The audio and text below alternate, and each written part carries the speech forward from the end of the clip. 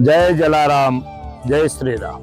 भारतीय संस्कृतिनी अंदर समये समयांतरे अनेक भक्तो भगवानना थई गया के जेने आजे पण आपणे याद करीए छीए। एवा ज गुजरातना वीरपुरमां वसेला भगवान श्री रामचंद्रजीना अनन्य भक्त એટલે જલારામ બાપા। જલારામ બાપા એટલે સમાજનો આતિથ્ય સત્કાર, જલારામ બાપા એટલે ગરીબનો બેલી, જલારામ બાપા એટલે ભૂખ્યાને ભોજન આપનાર વ્યક્તિત્વ, જલારામ બાપા એટલે પરમાત્મા સાથે પોતાના પરિવારને વેચી દેનાર એક આત્મીય ભક્ત। આ જલારામ જયંતિ એટલે કારતક સુધી સપ્તમી 29 તારીખે આવી રહી છે। આવા મહાન ભક્તો જે થઈ ગયા છે, જેમણે પોતાના કાર્યો થકી, પોતાની ભક્તિથી પરમાત્માને બાંધી દીધા છે, પોતાની ભક્તિથી પોતે અમરત્વ પ્રાપ્ત થયું છે।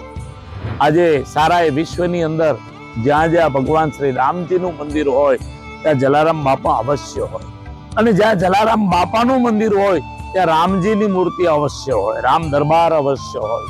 તો આવા મહાન ભક્તરાજ જલારામ બાપાને આપણે ખૂબ ભાવથી આવકારીએ, સત્કારીએ અને એમના કાર્યને પરમાત્માના ચરણો સુધી પહોંચાડીએ।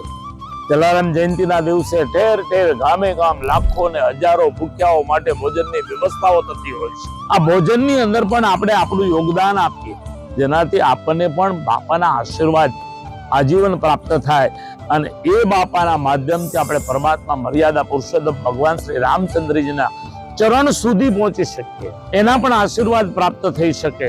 તો ચાલો ખૂબ ભાવથી આપણે સૌ સાથે મળી અને બાપાની જન્મ જયંતિને ઉજવીએ।